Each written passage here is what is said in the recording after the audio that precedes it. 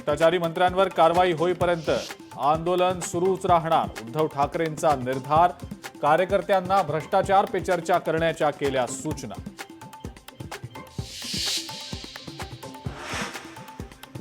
विरोधक केवळ हवेतच बाण सोडतात, पुरावे काहीच नसतात, केवळ आरोप होतात. मुख्यमंत्री फडणवीसांचा विरोधकांवर हल्लाबोल.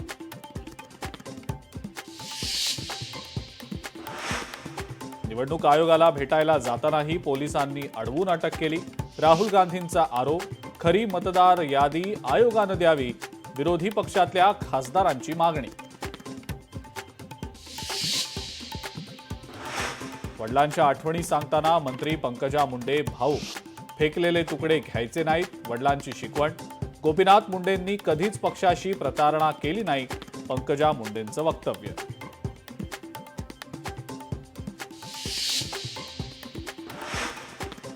ऑगस्टला रायगडमध्ये मंत्री आदिती तटकरे ध्वजारोहण करणार. राज्य सरकारचं परिपत्रक जारी, तर नाशकात मंत्री गिरीश महाजन ध्वजारोहण करणार.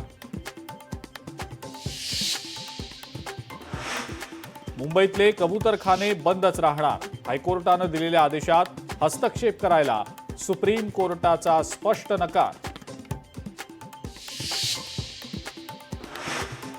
आणि राजे रघुजी भोसलेंची ऐतिहासिक तलवार अखेर सरकारच्या ताब्यात.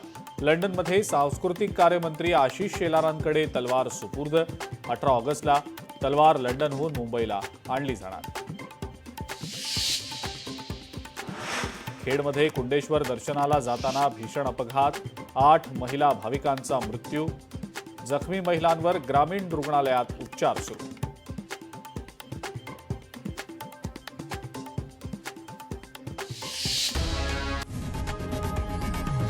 लोकशाही मराठी ऐका, पहा, जागरूक रहा.